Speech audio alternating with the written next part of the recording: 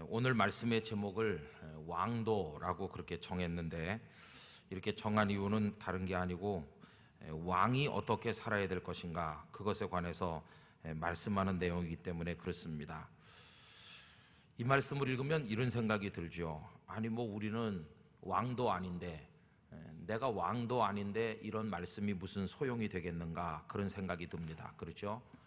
그렇지만은 베드로전서 2장 9절에 보면 우리를 가리켜서 뭐라고 말씀했느냐 하면, 너희는 택하신 족속이요, 그 다음에 왕같은 제사장이요. 여러분 믿습니까? 이 제사장이라고 하는 말이 굉장히 존귀하다, 그런 뜻입니다. 존귀한 사람, 그렇죠? 제사장은 아무나 되는 게 아니었습니다. 특별히 구별된 사람이 제사장이 되는데, 그냥 보통 제사장이 아니고 그 앞에다가 뭐라고 수식어를 붙였느냐 하면은 왕 같은 제사장이라. 그러니까 이 두 가지 말이 다 붙어 있어요. 왕 같기도 하고 또 하나님 앞에서 제사장이기도 하고. 누가 그렇다는 것입니까? 너희가 그렇다. 이 너희가 누구겠습니까? 우리들이 그렇다는 것입니다. 그러니까 우리가 하나님 앞에서 살아갈 때 우리의 존재를 가볍게 여겨서는 안 되고, 하찮은 나 같은 사람이 뭘 하겠나 이렇게 생각해서도 절대로 안 됩니다. 세상 사람들은 나를 어떻게 생각하든지, 또 내가 생각하는 나의 값어치가 어떠하든지에 상관없이 하나님께서는 우리들을 대단히 존귀하게 여기시는 줄로 믿습니다. 얼마나 사랑하셨으면 독생자 예수님을 십자가에 버리시면서까지 우리를 건져 올리셨겠습니까? 그래서 여러분, 건강한 자존감이 우리 속에 있어야 될 줄로 믿습니다. 나는 택함받은 하나님의 사람이고 왕 같은 사람이고 제사장 같은 사명을 받은 사람이다 하는 거죠. 여기 이 말씀은 앞으로 왕이 될 사람에게 적용되는 그런 말씀이었지만, 오늘 이 말씀을 우리가 읽을 때 우리 모두에게 그대로 적용될, 그래서 하나님 앞에 존귀한 사람으로, 축복의 사람으로 살아야 될 것을 가르쳐주는 말씀인 줄로 믿습니다. 그래서 여러분, 하나님 앞에 존귀하시기 바라고, 어떤 왕이 복을 받고 창대하게 되는지 그 원리를 깨닫는다면 우리도 그와 같이 되기를 간절히 소원합니다.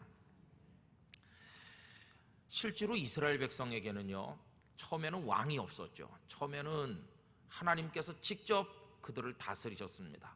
그런데 중간에 심부름하는 사람을 한 사람 내세우셨죠. 그 최초의 인물이 누구였습니까? 바로 모세죠. 그죠? 모세가 있었고, 모세를 하나님께서 불러가신 다음에는 누가 있었느냐 하면, 모세 후계자 누가 있습니까? 여호수아가 있죠. 그 이후에 여호수아가 세상을 떠난 이후에는, 여호수아서가 끝나면 성경은 무엇으로 이어집니까? 사사기로 이어지죠. 그럼 여러분, 사사기 시대 때는 왕이 있었습니까? 없었습니까? 그때는 왕이 없었습니다. 그때는 왕이 없이 그냥 각자가 자기 소견에 좋은 대로 행하면서 살았습니다. 근데 거기서 소견이라고 하는 것은 내 생각을 말하는 거죠. 내 생각에는 하나님을 경외하는 게 그게 축복의 길이야, 난 그렇게 믿어, 이렇게 생각하는 사람은 하나님을 경외하면서 산 것이고, 어떤 사람은 그 소견이 아주 악해요. 그리고 추하고 더러워요. 그래서 그 소견이 하나님을 떠나고 우상을 숭배하고 욕망의 노예가 돼서 사는 쪽으로 움직여 나가다 보니까 하나님을 배신하게 됐어요.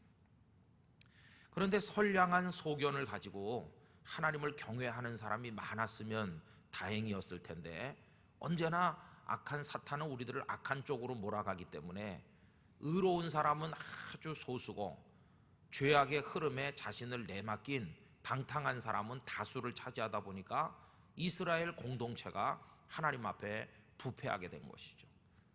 여러분, 악화가 양화를 구축한다, 그런 경제학 이론이 있는데, 반드시 선한 것과 악한 것을 가져다 놓으면요, 악한 것들이 득세하게 돼 있고 선한 것은 쪼그라들게 돼 있어요. 여러분, 요즘에 우리나라 학교 때문에 걱정이 많은데, 반에 학생이 한 40명 된다고 그러면 거기 선량한 아이들이 대부분이고 못된 애들이 1명, 2명 있었습니다. 옛날에 저희 학교 다닐 때는. 그러니까 선생님이고 한 사람, 두 사람만 엄하게 다스리면 나머지 애들은 다 착한 애들이죠. 근데 여러 가지 사회적인 변화와 더불어서 아이들의 마음에 어렸을 때부터 좋지 않은 것들이 우리도 모르는 사이에 스며들기 시작하면서 아이들의 마음의 토양이 악화되다 보니까 벌써 초등학생들이 초등학생답지 않은 악한 생각들을 가진 애들이 많이 생기게 됐어요. 이들이 중학생을 거치면서 세속적인 여러 가지의 무방비 상태로 노출돼요. 그래가지고 나중에 고등학생쯤 되면은 더 이상 통제가 불가능할 정도로 그 마음의 밭이 아주 악해지는 것이죠. 근데 그런 애들이 한 반에 한 명쯤 있다 그러면은 뭐 선생님들이 고민하지 않아도 될 것 같아요. 옛날처럼 그 한 명만 다 잡으면 될 텐데, 이제는요, 한 반에서 공부 열심히 하고 선생님 말씀에 예 알겠습니다 이렇게 청종하고 깍듯하게 하는 학생다운 학생은 불과 몇 명 없고, 대부분의 학생들이 선생님 무시하고 그 말씀을 따르지 아니하고 그런다는 거 아닙니까? 어저껜가 오늘 아침엔가 신문에 보면 어떤 여자 선생님이 말이죠, 중학교에서 애들을 야단쳤대요. 너네 그렇게 하면 안 된다고. 그랬더니 이 녀석들이 교무실까지 따라가면서 선생님 뒤에다 대고 할 말 못할 말 욕을 그냥 있는 대로 퍼붓다는 거예요. 그러니 어떻게 선생님들이 학생들을 지도할 수 있겠습니까? 근데 그런 애들이 한두 명이 아니고 대부분이 다 그렇다고 그러면 거기 선량한 애들 몇 명 있어도 길을 펴지 못하는 거죠. 그래서 조폭 조직같이 그 일진 거기 속한 아이들이 많아지면서 착하고 순진한 애들은 학교 가기가 겁나고, 대부분의 아이들이 거칠고 폭력적이고 음란하고 그리고 세속적인데 깊이 물들어서 일찍부터 눈 떠선 안 될 곳에 눈을 뜨고 이렇게 돼 있으면 이게 어떻게 되겠습니까? 여러분, 선과 악이 있으면요, 가만히 놔두면 반드시 악이 득세하게 돼 있어요. 왜냐하면 우리 본성이 다 죄로 말미암아 타락했기 때문에 그렇습니다. 그럼 어떻게 선이 악에 물들지 않고 선이 꽃을 피우도록 할 수 있을까? 그것은 우리들끼리는 절대로 안 되는 것입니다. 선의 승리를 얻기 위해서는요, 거기 반드시 하나님의 강권적인 역사가 있지 않으면 불가능한 것이에요. 하나님의 능력이 절실한 것이에요. 지난 월요일 저녁에 우리 최윤도 장로님하고 조민지 장로님 같이 오셨었는데, 그 산성교회에서 부산 성시화 운동본부와 산성교회가 이렇게 연계돼 가지고 귀한 집회가 1시간 열렸습니다. 그 과테말라의 인디언 출신의 목사님, 키가 굉장히 조그매요. 그 사모님은 일어섰는데도 한국 사람 앉은 키나 비슷해. 얼마나 조그만지 두 분이 다 작아요. 그 마리아노라고 하는 목사님이 오셔서 1시간 말씀을 전했어요. 허원구 목사님이 남미에서 선교사를 오래 했기 때문에 그 스페인어를 잘 할 수 있거든요. 통역을 하면서. 그래가지고 예배를 드렸습니다. 이 마리아노 목사님은 전설적인 목사님이시거든요. 이분이 살던 그 알롱모가라고 하는 곳에 그 조그마한 시골 도시인데 인구가 현재는 한 2천 몇백 명밖에 안 돼요. 전에는 좀 많았었는데 지금은 다 줄고 아주 작은 시골, 뭐 도시라고 하기도 좀 그렇죠. 근데 거기 인디언들이 사는 동네인데 완전히 희망이 없는 악으로 뒤덮인 그런 동네죠. 90% 이상이 알코올 중독자, 그 도시에 사는 사람 전 주민이. 그리고 감옥이 사람을 수용할 데가 없어갖고 감옥에 죄수가 넘쳐나는 곳. 그리고 뭐 이 목사님 자신이 초등학교 3학년 다니다 중퇴했고, 그리고는 나중에 어떻게 간신히 해가지고 초등학교를 졸업한 게 학력에 전부 다이고, 이 아버지도 알코올 중독자, 본인도 알코올 중독자, 아주 가난하고 그 도시 자체가 막 캄캄한 곳이었어요. 그런데 여러분, 지금 악이 뒤덮었던 그 도시가 지금 어떻게 변화됐는가? 지금요 98%가 복음으로 돌아왔습니다. 이제는 교도소 문을 다 닫고 교도소로 쓰던 그곳이 주민들의 휴게 장소로 바뀌게 됐고요, 죄수가 한 명도 없는 그런 곳으로 변화됐어요. 땅도 저주를 받아서 열심히 농사해도 그 트럭으로 한 트럭밖에 안 나와서 먹고 살 수 없던 그 척박한 땅에 1년에 50트럭 이상 수확이 나온대요. 다 잘 살게 됐어요. 그럼 여러분, 선하고 악하고 같이 있어가지고 선은 다 쪼그러들고 악이 그걸 다 뒤덮었었는데 어떻게 다시 선이 꽃을 피우고 열매를 맺게 됐을까? 방금 전에 말씀드린 것처럼 어떤 사람들이 피켓 들고 나와서 구호 외쳐가지고 된 게 아니었어요. 하나님의 직접적인 역사가 있었던 것이죠. 이분 자신이 알코올 중독자예요. 하나님은 몰라요. 그런데 어느 날 하나님께서 말이죠, 내 백성들을 이렇게 버릴 수 없다고 작정하신 것 같아요. 그가 술에 취해서 걸어가고 있는데 그에게 하나님의 음성이 들린 겁니다. 마치 다메섹 도상에서 사울을 부르시는 것처럼. 마리아노, 내가 너를 택했다. 내가 너를 사용할 것이다. 그 체험을 하면서 그분이 변했어요. 그래가지고 얼마나 하나님의 사도행전적인 강권적인 역사가 직접 나타났는지 정말 놀랍습니다. 믿어지지 않는 얘기들이 너무나 많아요. 우선 나타난 현상이 뭐냐면 죽은 자들이 살아난 일이 벌어지게 됐습니다. 죽어가지고요, 어떤 사람이 그 남미에는 갱들도 많고, 그래서 그 영화에서 보는 그 총을 쏘면서 싸우는 갱단들이 많잖아요. 어떤 사람이 총에 맞아가지고 병원에 실려와서 의사가 사망했습니다. 그래가지고 몇 시간 지난 다음에 이 목사님이 거기 병원에 갔는데 총에 맞아 사망한 그 사람이 살아서 일어난 것이에요. 근데 얼마나 놀라운지 총 맞은 총알 들어간 구멍이 없어졌더라는 것이에요. 이게 믿어집니까? 근데 그날 전에 그 목사님이 얘기하는 대로 하면은 당신 아들도 죽었었는데 살아났고, 하여튼 죽었었는데 살아난 사람이 이 목사님이 가는 곳마다 현재까지 50몇 명째 살아 일어났대요. 상상도 못하죠. 이분이 이제 도시를 변화시키고 이제 마약 같은 거 하면 안 된다, 알코올 그거 먹으면 안 된다 이렇게 하니까 술 팔던 갱단들, 마약 팔아먹던 갱단들이 이 목사님을 죽이려고 하죠. 길거리에서 납치했어요. 영화에서 보는 것처럼. 그래가지고 끌고 가서 이 목사님의 입을 벌리고 입 안에다가 권총을 틀어박고 3발을 쐈는데 갑자기 총에 이상이 생겼는지 총알이 나가질 않았어요. 이런 놀라운 일들이 하나님의 직접적 역사를 통해서 일어난 것입니다. 여러분, 저절로 악한 도시가 선한 도시로 바뀐 게 아니고 하나님께서 강하게 역사하니까 그런 일이 벌어진 것이에요. 그래서 그 조그만 시골 동네를 구경하기 위해서 전 세계 순례자들이 8만 명씩 찾아오고, 이 목사님은 세계에서 유명한 목사님이 됐어요. 그리고 이분은 하나님께서 당신과 함께 하신다는 것을 알게 됐고, 말씀을 믿는 그대로 적용하면서 믿은 대로 된다고 하는 확신을 가지고 어디 가서나 하나님의 권능을 선포하는 그런 목사님이 됐어요. 홍보를 많이 했는데도 그냥 일반 그 교회 교인들하고 일반인들 좀 왔고, 그저 그 자리는 다 채워졌는데 목사님들은 한 3, 40명 오신 것 같아요.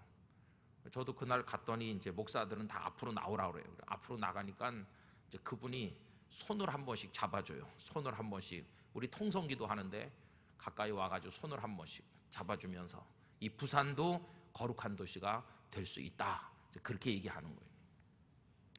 그러니까 여러분, 인터넷으로 한번 그 과테말라 마리아노 목사님 이렇게 검색해 보시면 그 목사님의 그 여러 가지 이야기가 자료가 쫙 나올 것이고, CTS 홈페이지에 들어가 보시든지 아니면 산성교회 홈페이지에 들어가 보시면 아마 그 동영상을 보실 수 있을 것 같아요.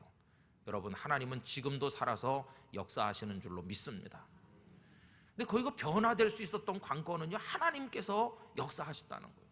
하나님이 역사하지 않으면 인간의 생각은 이게 다 악한 것이에요.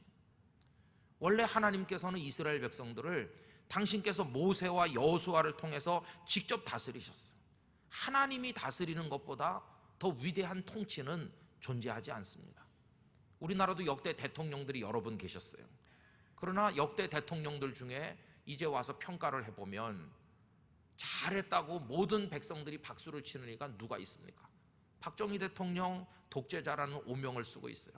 경제 발전 많이 시켰는데도 헐뜯는 사람 계속 헐뜯어요. 이승만 대통령 국가의 아버지인데 그 유해를 이 땅에 가져오지도 못하고 하와이에서 돌아가셔서 그 때문에 문제가 많았어요. 그뿐입니까? 그 이후에 어떤 대통령들은 뭐 감옥에 가고 아들이 감옥에 가고 뭐 이런 거 지금까지.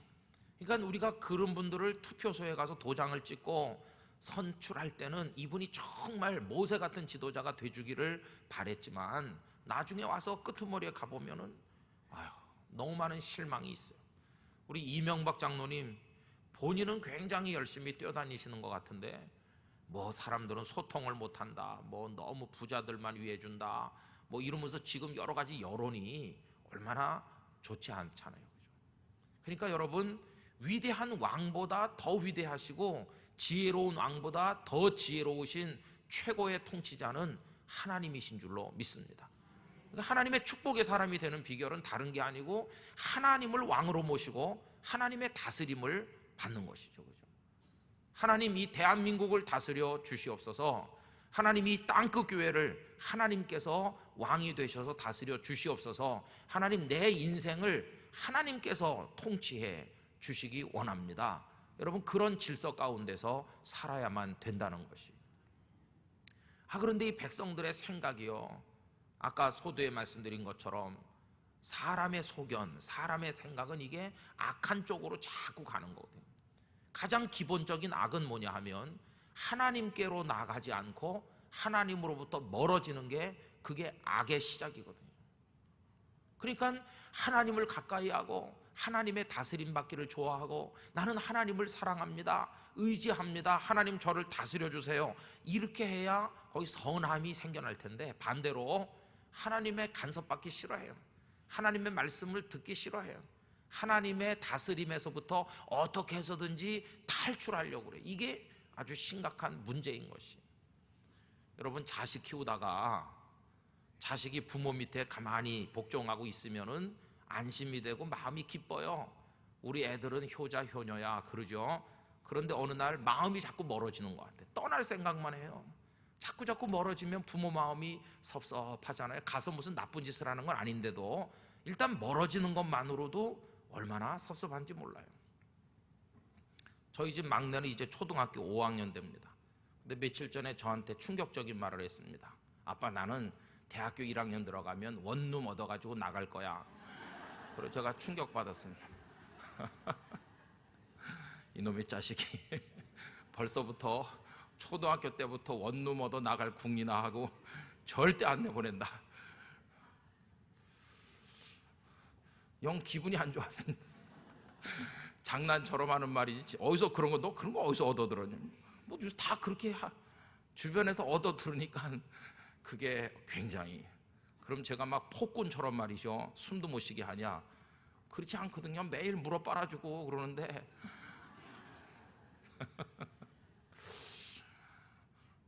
근데 이게 멀어지는 것도 그런데 가서 나쁜 짓 해보세요. 혼자 나가서 나쁜 짓 한다 그럼 얼마나 괘씸하겠어요. 여러분, 하나님으로부터 멀어지는 게 이게 벌써 죄악의 시작이에요. 하나님으로부터 멀어지면 어떤 다른 거에게로 가까이 갈 수밖에 없는 거죠. 하나님으로부터 멀어지면 세상으로 가까이 가겠죠. 그죠?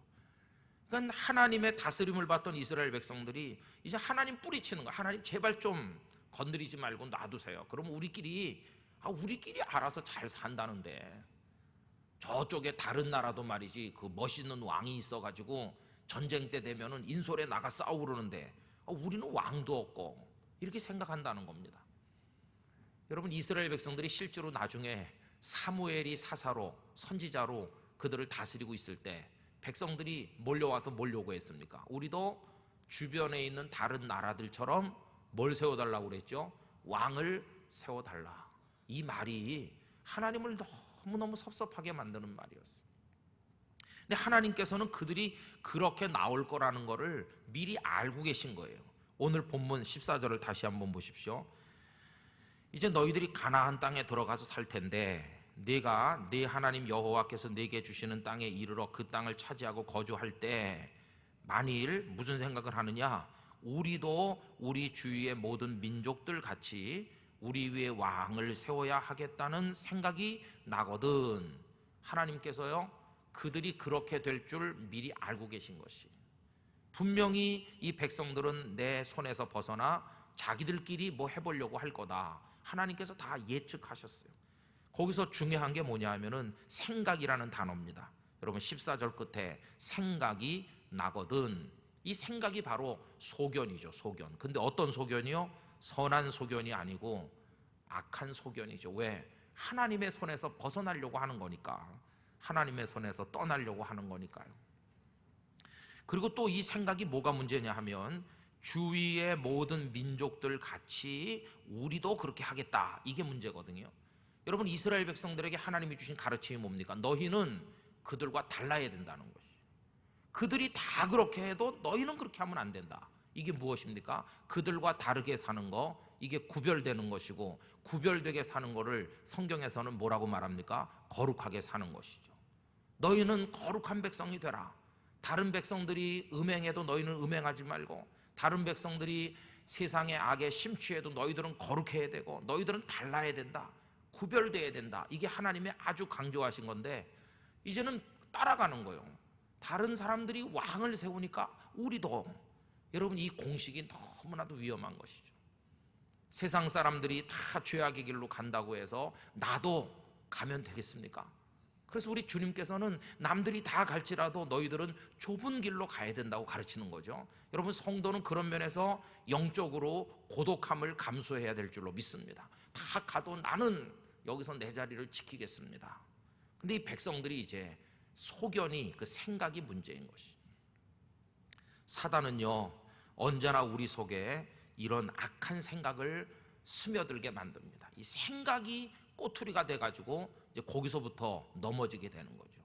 여러분, 생각이 벌써 내 마음속에 고개를 쳐드는데 그게 악한 생각이면 생각의 싹부터 우리가 잘라내야 될 줄로 믿습니다. 생각이라고 다 좋은 게 절대 아니거든요. 그것이 어떤 생각인가, 이제 그게 문제죠. 자, 그런데 문제는요, 그 다음에 하나님께서 그런 생각을 가지는 백성들을 어떻게 대응하시는가, 이제 그게 문제입니다. 여러분, 거기 15절 말씀으로 가보실까요? 반드시 네 하나님 여호와께서 택하신 자를 네 위에 왕으로 세우실 것이며, 이렇게 나오죠. 이게 무슨 뜻입니까? 왕을 요구할 때, 왕을 세워주세요 할 때 끝까지 반대하셨나요? 아니면 허락해 주셨나요? 허락해 주시는 거예요. 그래, 그러면 한번 왕 세워서 잘해봐. 꼭 마치 그래 원룸 얻어서 나가 살아봐. 그런 아버지랑 똑같은 거예요. 하나님도 허락해 줬어요.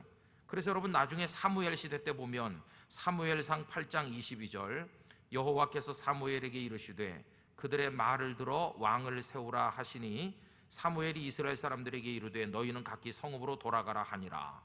그래서 최초의 이스라엘 왕으로 선택된 사람이 누구였습니까? 그게 사울이죠. 사울. 여러분, 이 대목이 참 중요한 겁니다. 하나님께서 허락하셨나요? 허락하지 않으셨나요? 허락하셨죠. 그죠? 그러면 하나님이 허락하셨다고 다 우리에게 복이 될까요? 그렇지 않을까요? 그렇지 않은 게 많다는 것을 알아야 돼요. 허락해 주시는 것 같지만 축복이 아닌 게 너무나도 많이 있어요. 그래서 우리는 하나님의 허락을 받는 것으로 끝나서는 안 되고 한 걸음 더 생각해 나가야 되는데, 하나님께서 기뻐서 허락하시는지 아니면 한 번 더 해봐 그런 식으로 허락하시는 것인지를 구별할 수 있어야만 될 것입니다. 기뻐서 허락하시는 게 아니었어요. 그 사무엘이 백성 내 지도자들한테 이렇게 얘기합니다.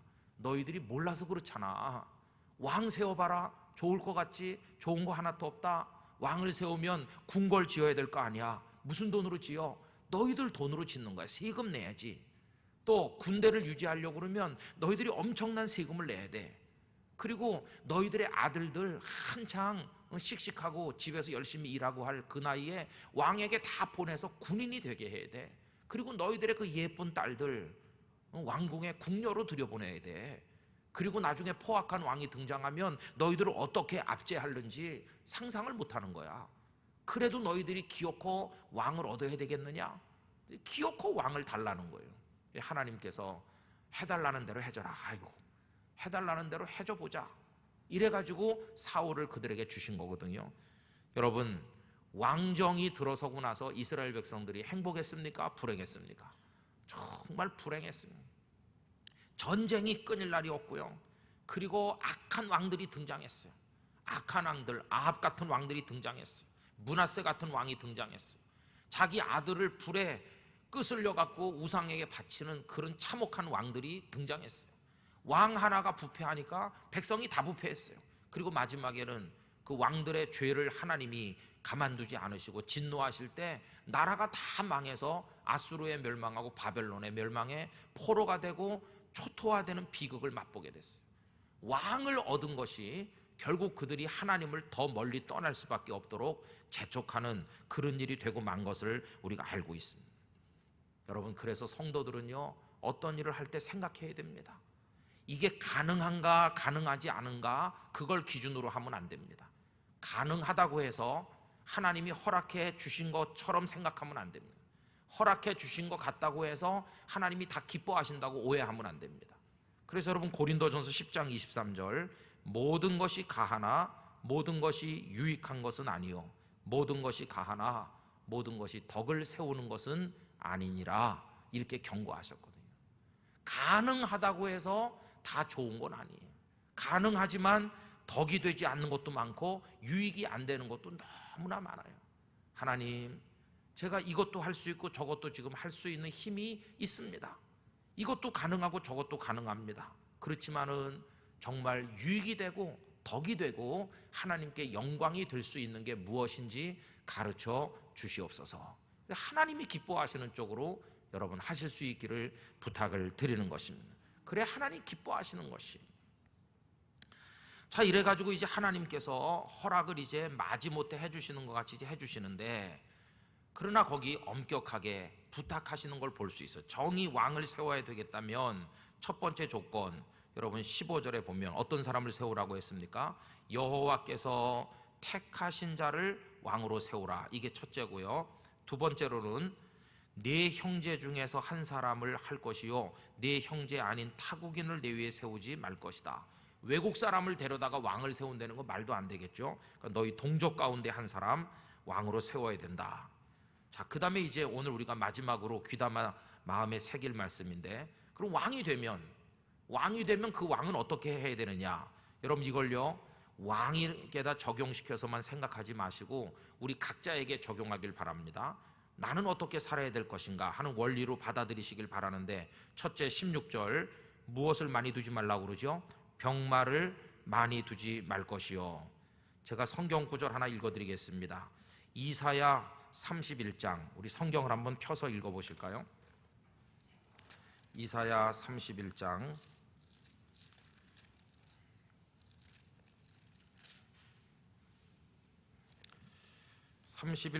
1절 말씀, 31장 1절에서 3절까지 다 펴셨나요? 1003페이지 31장 1절로 3절 다 같이 읽어봅니다. 도움을 구하러 애굽으로 내려가는 자들은 화 있을진저, 그들은 말을 의지하며 병거의 많음과 마병의 심히 강함을 의지하고 이스라엘의 거룩하신 이를 앙모하지 아니하며 여호와를 구하지 아니하나니, 여호와께서도 지혜로우신즉 재앙을 내리실 것이라. 그의 말씀들을 변하게 하지 아니하시고 일어나서 악행하는 자들의 집을 치시며 행악을 돕는 자들을 치시리니, 애굽은 사람이요 신이 아니며 그들의 말들은 육체요 영이 아니라, 여호와께서 그의 손을 펴시면 돕는 자도 엎드러지며 도움을 받는 자도 엎드러져서 다 함께 멸망하리라. 아멘. 거기 보면 말들을 구하기 위해서 애굽으로 가지 말라고 얘기하죠. 여러분, 오늘 본문으로 다시 돌아와 보십시오. 거기 16절 말씀, 오늘 본문 16절에 보면 이렇게 나옵니다. 그는 병마를 많이 두지 말 것이요 병마를 많이 얻으려고 백성을 애굽으로 돌아가게 하지 말라, 그렇게 말씀하죠. 애굽은 농사짓기 좋은 곳이고 나일 강가에 평지가 많아서 말들을 많이 키웠습니다. 애굽의 말들은 굉장히 아주 좋은 말들이 많이 있었어요. 그래서 여러분, 애굽 왕 바로가 이스라엘 백성들이 출애굽했을 때 다시 붙들어 오기 위해서 이스라엘 백성들을 추격하는 장면이 나오잖아요. 그때 병거를 수백 승을 동원했습니다. 이 병거를 동원할 수 있다는 것은 그 앞에 병거를 끌고 다닐 수 있는 말들이 엄청나게 많다, 그런 뜻입니다. 그러니까 말들이 많은 기마 부대가 아주 강했어요. 그러니까 그 주변의 여러 나라들은 전쟁하려면 보병 가지고는 안 되고 말을 타고 달리는 사람이 필요한데 말을 어디서 구하나? 애굽으로 구하러 가는 거예요. 그런데 이스라엘 백성들에게 있어서 애굽은 어떤 땅입니까? 애굽은 노예의 땅이에요. 벗어나 나온 땅이에요. 그런데 그 말을 구하겠다는 핑계로 다시 애굽으로 되돌아가는 것은 하나님의 뜻이 아니라는 것입니다. 그리고 말을 많이 둔다고 해서 전쟁에 승리하느냐? 결코 그렇지 않다 하는 것입니다. 여기서 하나님께서 그 왕이 될 사람에게 가르치는 것은, 나라를 강건하게 하는 비결은 병마를 많이 두고 튼튼한 말을 많이 구해서 그래서 군대를 많이 육성하는 데 있는 게 아니다. 그걸 구한다고 애굽으로 돌아가서는 절대로 안 된다는 것입니다. 그러면 여러분, 전쟁의 승패는 누구에게 있다는 것입니까? 하나님께 있다는 것이. 그러니까 이 말 속에는 너는 병마를 의지하지 말고 나를 의지해라, 이걸 당부하는 것입니다. 여러분, 이 말씀 우리 각자에게 적용하면 어떻게 될까요? 내가 가지고 있는 삶의 조건들, 내 지식이나 내가 가진 재물이나 여러 가지 조건들이 우리의 인생을 승리케 한다고 생각하지 말고 우리는 전능자이신 하나님을 의지해야 될 줄로 믿습니다. 하나님만 붙들라는 것이. 병마를 얻기 위해서 애굽으로 가면 안 되는 것처럼 인간적 조건을 더 갖추기 위해서 죄악이 손 내미는 데 달려가서 그 손을 잡으면 안 된다는 것이. 손해가 되는 것처럼 보여도 다 끊고 모든 것의 승리는 하나님의 손에 있음을 믿고 하나님을 바라보라, 이렇게 우리가 적용해야 될 줄로 믿습니다. 그 다음에 또 왕에게 당부하는 게 17절에 나오죠. 17절, 그에게 아내를 많이 두어 그의 마음이 미혹되게 하지 말 것이며. 여러분, 왕이 될 사람은 아내를 많이 두면 안 돼요. 근데 성경에 아내를 많이 둬가지고 헷갈린 사람들이 많이 있죠. 그 중에 대표적인 사람이 누가 있습니까? 다윗이 아내가 여러 명이에요. 그 다음에 그 아들 솔로몬 말할 것도 없죠. 솔로몬에게는 더 많이 있었어요. 그런데 다윗만 해도 아내가 여러 명 있다 보니까 어머니가 다른 아들들이 여러 명 태어났어요. 그러니까 형제 자매 간에 우애가 깊질 못했어요. 그래가지고 보면 비극이 일어나는데, 거기 암논이라고 하는 아들이 어머니 다른 누이 동생인 다말을 겁탈하는 일이 벌어졌죠. 그러자 그 다말과 피가 같은 오라비인 압살롬이 복수한다고 암논을 죽였죠. 그리고는 외갓집으로 도망가 있다가 나중에 돌아와서 아버지 다윗을 쫓아내려고 반란을 일으켰죠. 이런 게 전부 다 어디서 오는 비극이냐 하면 아내가 여러 명인 데서 오는 비극이었어요. 여러분, 그 솔로몬은 말할 수도 없습니다. 솔로몬은 바로 왕의 딸도 데려왔고 이 나라 공주 저 나라 공주 다 데리고 왔어요. 그래가지고 궁궐 하나씩 다 지어주고, 그 사람들이 우상 가져오니까 우상의 신전 하나씩 다 지어주면서 이 왕이 중심을 잡지 못하고 마지막에 여인들로 인해서 타락하게 됐어요. 그래서 네가 힘 있는 왕이 돼서 많은 아내를 거느릴 수 있는 상황이 된다고 할지라도 넌 절대로 그렇게 하면 안 된다, 이것을 가르쳐 주는 것이. 여러분, 우리 남자 교인들은요, 한 여자랑 사는 데 대해서 감사해야 됩니다. 감사. 지금까지 한 번도 그거에 대해 감사헌금 바치는 분 못 봤습니다. 오 주여, 단 한 명과 살게 하신 이 은혜 감사 찬양 영광 받으시옵소서. 그런 사람도 못 봤어요. 근데 그게 축복이라니까요. 아브라함은 두 여자와 살았어요, 그죠? 나중에는 그두라도 들어왔지만 사라가 죽은 다음에 어쨌든 이 하갈과 사라 사이의 갈등이 얼마나 심했습니까? 막 하갈이 사라를 무시하다 쫓겨나기도 하고, 나중에 또 사라가 화가 나서 저 이스마엘하고 저 여자 내보내라고 쫓아내라고 그러기도 하고, 집안 조용할 날이 없습니다. 지금 여러분 집에 부인이 한 둘셋 있으면 대문 두드릴 때마다 어느 방으로 갈까 이거 헷갈려야 되는데, 마음의 평화를 맛보는 거에 대해서 여러분 축하합니다. 정말. 근데 말라기서에 보면 아주 중요한 말씀이 나와, 이거에 대해서요. 여러분, 말라기 2장 15절 한번 펴봅시다. 말라기서 2장 15절. 말라기서는 구약 성경 맨 끝에 있습니다. 웬만하면은 자신 있게 찾을 수 있습니다. 그죠? 말라기 2장 15절. 배우자에 관해서, 특별히 아내에 관해서 2장 15절 1328페이지 찾으셨나요? 다 같이 큰 소리 읽어보겠습니다. 그에게는 영이 충만하였으나 오직 하나를 만들지 아니하셨느냐? 어찌하여 하나만 만드셨느냐? 이는 경건한 자손을 얻고자 하심이라. 그러므로 네 심령을 삼가 지켜 어려서 맞이한 아내에게 거짓을 행하지 말지니라. 아멘. 하나님은 영이 충만하신 하나님이세요. 얼마든지 많이 만들 수 있어요. 그런데 아담에게 딱 한 여자 하와만 만들어 주셨다는 거예요. 여러 명의 여인을 만들지 않았어요. 그러면 아담에게 갈비뼈가 한 개밖에 없어서 그런가? 그건 아니죠. 갈비뼈 하나당 여자 한 명으로 계산하면 갈비뼈가 수십 개 있으니까 얼마든지 많이 만들 수 있어요. 그러나 하나님은 한 여자만 만드셨어요. 왜 그러냐? 그 다음이 참 중요하죠. 그 이유는 경건한 자손을 얻고자 하심이라. 여러분, 한 아버지 한 어머니의 경건한 사랑이 있는 그 가정에서 경건한 아들과 딸이 태어나는 줄로 믿습니다. 그래서 하나님은 이걸 귀하게 여기십니다. 그런데 왕이 돼가지고 많은 후궁들을 거느리면 왕의 마음이 이게 혼미해요. 나라 정사를 제대로 보살필 수가 없어요. 결국 부패하고 타락할 수밖에 없는 거죠. 여러분, 아내를 많이 두지 말라는 말을 우리 자신에게 적용하면 뭐가 되겠습니까? 우리의 마음을 빼앗는 것들, 우리 마음을 혼돈스럽게 하는 것들, 그게 무엇이든지 간에 우리에게 있어서는 안 된다 하는 경고인 것을 우리가 깨달아야만 될 것입니다. 그 다음에 또 오늘 본문 17절로 와서 그 후반부에 보면 자기를 위하여 은금을 많이 쌓지 말 것이다, 왕에게 이렇게 당부하시죠. 여기서 의미가 있는 귀절이 뭐냐 하면 자기를 위하여라고 하는 말입니다.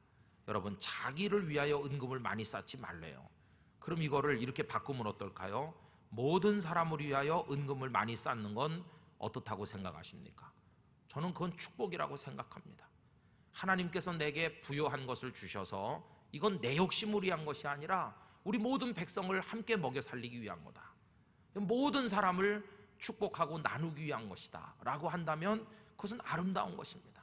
그런데 옆에서 누가 굶어 죽든지 말든지, 다른 사람이 고통을 겪든지 말든지 그냥 끌어모아가지고 그냥 오로지 나를 위해서 모아 쌓는 거, 이거는 아주 잘못된 것이라 하는 것입니다. 그래서 왕에게 지금 세 가지를 경고하셨어요. 병마를 많이 두기 위해서 애굽으로 가지 말아라. 병마의 많고 적음이 전쟁의 승패를 가져오는 게 아니고 내가 승리를 준다. 두 번째, 너의 마음을 혼란스럽게 하는 아내를 많이 두지 말아라. 그리고 세 번째, 너 자신을 위해서 은금을 많이 쌓지 말아라. 이게 경고하시는 거죠. 금지시키는 거. 그 다음에 18절에 가보면 왕에게 꼭 하라고 당부하시는 게 있습니다. 여러분, 18절 19절 다 같이 읽어보겠습니다. 그가 왕 위에 오르거든 이 율법서의 등사본을 레위 사람 제사장 앞에서 책에 기록하여 평생에 자기 옆에 두고 읽어 그의 하나님 여호와 경외하기를 배우며 이 율법의 모든 말과 이 규례를 지켜 행할 것이라. 할렐루야.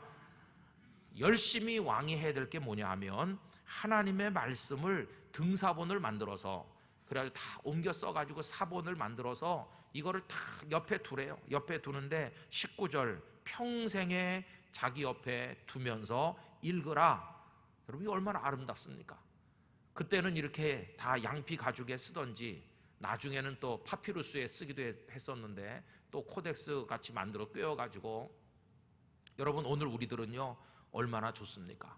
우리 옮겨 쓴 사본을 보는 게 아니라 인쇄소에서 이렇게 잘 만든, 아주 잘 만든 성경을 가지고 있어. 이거를 늘 옆에 두고 읽어서 거기 내 눈길이 미치고 내 눈물이 거기 떨어지고 내 손때가 묻어서 평생 나를 지켜준 하나님의 말씀, 이 성경을 가지고 살도록 하나님께서 우리에게 당부하시는 거 아니겠습니까? 평생에 자기 옆에 두고 읽어. 무엇을 배우는가? 그의 하나님 여호와 경외하기를 배우며 이 율법의 모든 말과 이 규례를 지켜 행할 것이라. 왕은 그래야 된다. 그럼 어떤 축복을 받습니까? 여러분 20절 다 같이 한번 읽어보겠습니다. 그리하면 그의 마음이 그의 형제 위에 교만하지 아니하고 이 명령에서 떠나 좌로나 우로나 치우치지 아니하리니 이스라엘 중에서 그와 그의 자손이 왕 위에 있는 날이 장구하리라. 할렐루야. 여러분, 이 축복을 여러분들도 누리시기를 기원합니다. 근데 그걸 가만히 한번 뜯어서 봅시다. 20절 보시면 이렇게 하면 어떤 복이 그에게 오는가? 첫째는요, 교만하지 않대요. 교만하지 않다. 교만은 어거스틴에 의하면 모든 죄의 출발점입니다. 교만한 사람은 그 두 번째 죄를 범하게 되는데 그 두 번째 죄가 뭐냐? 이 명령에서 떠나 좌로나 우로나 치우치게 되는 게 교만한 사람이죠. 교만하면요 자기 마음대로 합니다. 자기가 최고인 줄 압니다.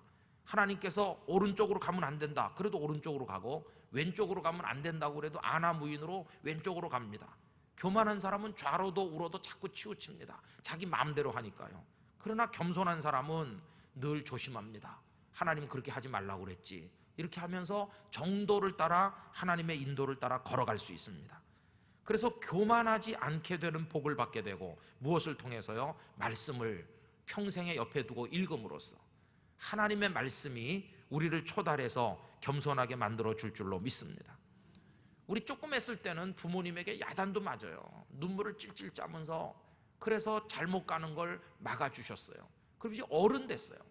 어른이 됐는데 누가 우리를 통제해 줍니까? 여러분 솔직히 우리 교인들 여기 다 이렇게 계시고 저도 있지만 누가 저보고 말이죠, 저를 종아리를 때리면서 오른쪽으로 가라 왼쪽으로 가라 누가 해주겠습니까? 또 누가 그런다고 제가 가만히 있겠습니까? 우리 다 자존심이 있어서 내일 내가 알아서 한다고 그러죠. 정말 성인이 된 사람은 하나님의 말씀으로 초달받지 않으면 그 어떤 것으로도 우리를 통제할 수가 없어요.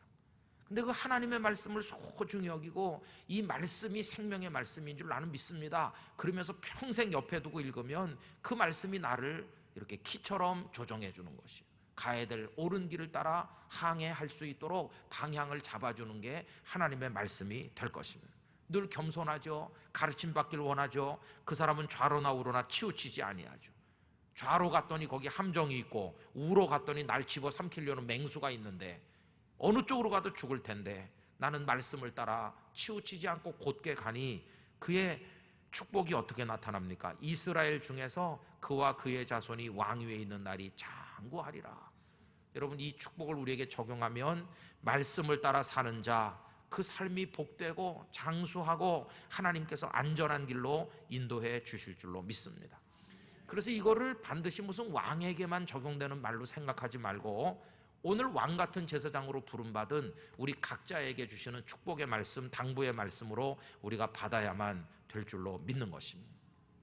여러분 우리도 왕도를 따라 하나님의 거룩하심을 따라 신앙생활하면서 인생을 살아가게 되기를 원합니다. 혹시 여러분들 중에 나는 병마가 많아, 나는 예쁜 아내들이 많아, 이런 식으로 우리의 마음을 빼앗기고 하나님으로부터 멀어지게 만드는 것들이 내 삶에 지금 많이 있고 내가 믿고 의지하는 그런 것들이 많다면 다 이거 내려놔야 돼. 다 내려놓고 오직 하나님 한 분 바라보면서 하나님의 말씀의 인도하심을 따라 걸어나가야만 할 줄로 믿는 것입니다. 그래서 오늘 말씀을 마무리 지으면서 다시 한번 기억하실 규절, 하나님의 말씀을 평생에 자기 옆에 두고 읽어. 이거 잘하면 나머지 멀리 해야 될 거 다 멀리하게 될 줄로 믿습니다. 하나님을 가까이 하게 될 줄로 믿습니다.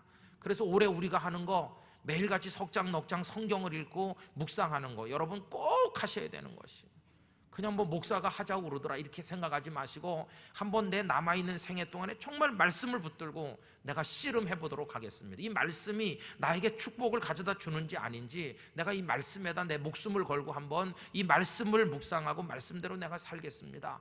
여러분 그런 다짐을 가지고 임하실 수 있기를 원합니다.